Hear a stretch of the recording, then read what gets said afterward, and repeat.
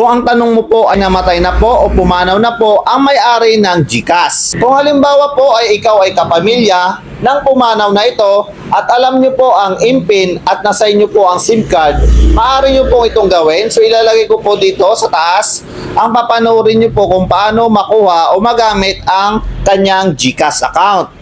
So halimbawa po may laman po yan, so pwede nyo pong itong makuha. At dapat po ay alam nyo po ang impormasyon o detalye ng GCash niya. So dito naman po, paano natin ito makakausap ang customer representative ni GCash para po matulungan kayo para po makuha po o di kaya ay magamit nyo po ang GCash ng pamilya nyo po na pumanaw na po. Dito ay kailangan nyo pong kontakin ang customer service hotline ng GCash na 2882. Dito po ay kailangan nyo po na dapat ay alam nyo po ang impormasyon o detalye ng GCash ng kapamilya nyo po na pumanaw na po. Gaya na po ng mga pangalan niya po, yung email address niya po, at kung ilan po yung balance, kung sakaling alam nyo po, dapat po alam nyo po yan para in case po na tinanong sa inyo, ay dapat po ay tugma po sa inyong isasagot. So yun po, sana po nakatulong ang video na ito at kapag meron po kayong mga katanungan, please comment lang po dyan sa comment section.